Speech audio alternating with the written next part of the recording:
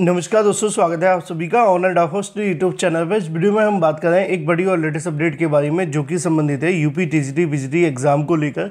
UP TGT बिजली exam कार्यक्रम के बारे में एक और बड़ी जानकारी आप सभी के सामने निकल कर आ गई है। जैसा कि दोस्तों आप जानते हैं कि उत्तर प्रदेश शिक्षा सेवा चयन आयोग में नाटकीय रूपांतरण देखने के लिए मिल रहा है। जिसको ये शब्द समझ नहीं आया उनको मैं आगे समझा दूंगा, लेकिन मुद्दे की और महत्वपूर्ण बात यह है कि यूपी टीजीटी बिजली को लेकर एक बार फिर से कुछ बड़ी और नई जानकारी सामने निकल कर आ गई है। इस वीडियो में हम डिटेल में बात करेंगे। चैनल को सब्सक्राइब करके बेल आइकन को दबा लें और वीडियो को लाइक कर दें, जिससे कि आपको रियल ऑथेंटिक जानकारी ऑनलाइन अडाफो स्टडी यूट्यूब चैनल के माध्यम से मिलती रहे। बिना किसी देरी के सीधे मुद्दे पर आते हैं। मुद्दा बेहद महत्वपूर्ण है यूपी टीजीटी बिजली एग्जाम को लेकर। टीजीटी बिजली परीक्षा के बारे में, टीजीटी एग्ज़ाम 18 और 19 दिसंबर परीक्षा को लेकर, साथ ही साथ अगर बात की जाए एग्ज़ाम को लेकर छात्रों को लगे 440 वोल्ट के झटके के बारे में। अगर झटका 440 का है, 11,000 का है या 220 का है, लेकिन वो झटका अवश्य है,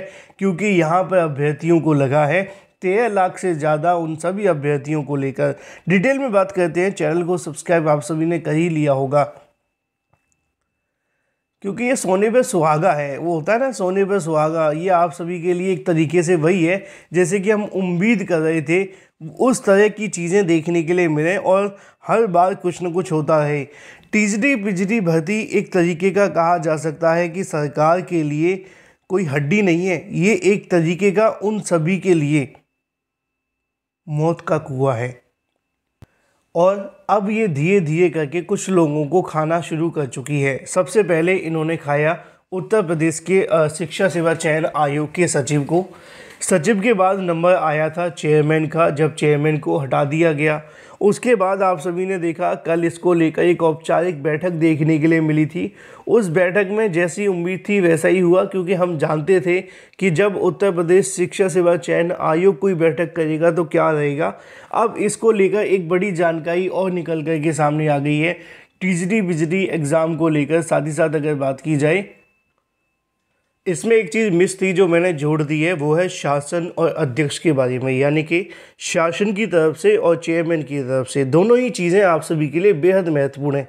अब आपको पता चलेगा कि असल में जो टीजीटी बिजली की भर्ती है ना, उसमें पूरा का पूरा हाथ आपके आयोग का नहीं है, क्योंकि आयोग के साथ में डायरेक्टली इनडायरेक्टली आप सभी के लिए जो एक कह सकते हैं कि अंदरूनी तौर पे जुड़े हुए हैं, वो शासन है। शासन का मतलब सरकार है, सरकार का मतलब वही है जो आप समझ रहे हैं। अब ऐसे में आप सभी इस बात को समझ सकते हैं कि हम क्या कर रहे थे कि जब भी भर्ती को लेकर कोई दिक्कत आ रही थी, कोई समस्या आ रही थी, तो हम इस बात को लेकर कहीं ना कहीं खड़े हो जाते थे कि भाई आयोग निकम्मा है, आयोग ऐसा है, आयोग वैसा है। लेकिन सिर्फ आयोग नहीं है, आपको और भी बातें समझनी है, क्योंकि ये जो 440 वोल्ट का झटका आपको लग रहा है ना, इसमें शासन की तरफ से भी है। अगर आप चीज़ों को समझ पा रहे हैं, जब से विज्ञापन आपका निकाला गया था माध्यमिक शिक्षा सेवा चयन बोर्ड के माध्यम से, तब से इन बातों को समझने की कोशिश करें तो ये जो भर्ती निकाली गई थी उसमें सबसे मेन चीज़ क्या थी कि विज्ञापन आप सभी का आता है टीजीटी बिजली को लेकर चयन बोर्ड से। चाहते तो परीक्षा वहाँ से हो सकती थी। करना क्या था शासन को? सिर्फ इतना करना था कि उसमें नए चेयरमैन और कुछ सदस्यों को पहुंचाना था, परीक्षा हो जाती, उसके बाद हट सकते थे। लेकिन नहीं किया। क्यों? क्योंकि हम आयोग बनाने वाले हैं। नए आयोग के नाम पर 2-3 साल तक हमें इंतज़ार करना पड़ा। आयोग बन गया, आयोग में नए चेयरमैन आए, अध्यक्ष आ गए, सदस्य आ गए। बाद में क्या हुआ? चेयरमैन भी चले गए, सदस्य भी जाने लगे हैं। परीक्षा को लेकर कोई अता पता नहीं है। अब दिक्कत कहाँ पे आ रही है? दिक्कत यहाँ पर ये है, हाल ही में सरकार के माध्यम से अध्यक्ष पद के लिए आवेदन लिए गए थे, और आवेदन लेने के बाद में आप सभी के लिए नए चेयरमैन का इंतज़ार किया जा रहा था।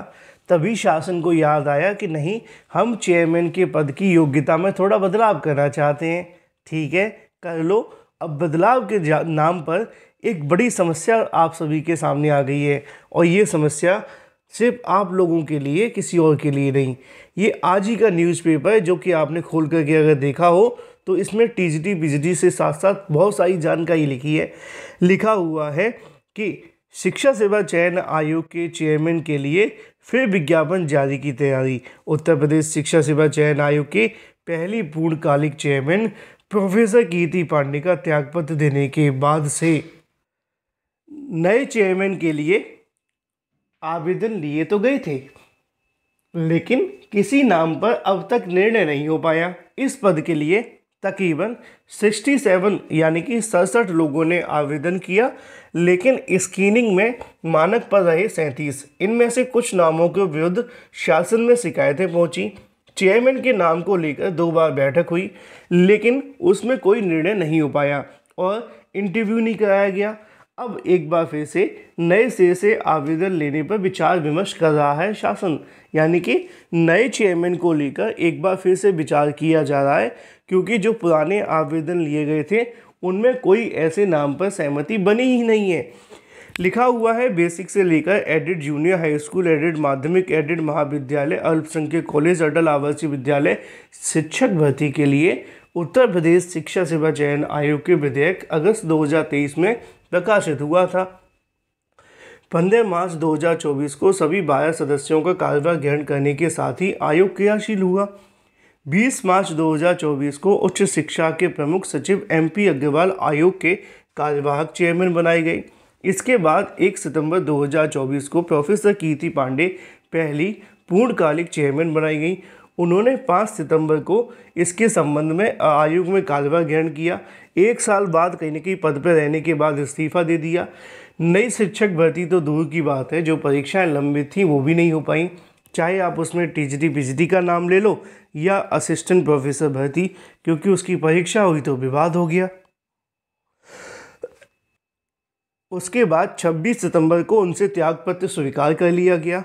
इसी के साथ नए अध्यक्ष के चयन के लिए 26 सितंबर से 21 अक्टूबर तक आवेदन लिए गए। निर्धारित अवधि में आवेदन में जो मानक अनुरूप मिले उनमें शासन के नामों पर शासन में बैठक तो हुई, लेकिन इंटरव्यू अभी तक आयोजित नहीं हो पाया। चूँकि आयोग के पास शिक्षक भर्ती उपलब्धि के नाम पर अब तक कुछ नहीं था, इसलिए नए चेयरमैन की भर्ती चुनौतीपूर्ण होगी और ऐसे में बेहतर की तलाश की जा रही है। शासन नया विज्ञापन जारी करके दोबारा से आवेदन ले सकता है। अब इसमें एक बात तो कन्फर्म है कि नए चेयरमैन नहीं मिलेंगे। जब नए चेयरमैन ही नहीं मिलेंगे तो नई परीक्षा कैसे होगी, यानी कि पुरानी परीक्षा कैसे होगी जो TGT PGT की होने वाली है। तो उसको लेकर एक बार फिर से कहीं न कहीं संशय खड़े हो गया है। अब 18-19 तारीख की परीक्षा है TGT की। PGT को लेकर तो बता दिया है कि परीक्षा स्थगित हो चुकी है, दोबारा कब होगी वो भगवान जाने, लेकिन जो परीक्षा अगले महीने है उसके बारे में कोई बोलने के लिए तैयार नहीं है। अब धीरे धीरे करके परीक्षा का समय नज़दीक आ रहा है। आज आपके लिए 13 नवंबर हो चुकी है और अभी तक कुछ भी तय नहीं है परीक्षा को लेकर। देखना ये है कि क्या शासन बताएगा या आयोग बताएगा, क्योंकि शासन तो नए चेयरमैन की तलाश में है और ये तलाश लग नहीं रहा कि जल्दी पूरी होने वाली है। अगर 1 महीना और लगा तो परीक्षा कैसे होगी। बहुत सारी ऐसी बातें हैं जो अभ्यर्थियों के सर के ऊपर से जा रही हैं। हालांकि समझ में सब आ रही हैं, लेकिन ऑफिशियल तौर पे कोई बताने के लिए तैयार ही नहीं है। गजब ड्रामा चल रहा है परीक्षा को लेकर।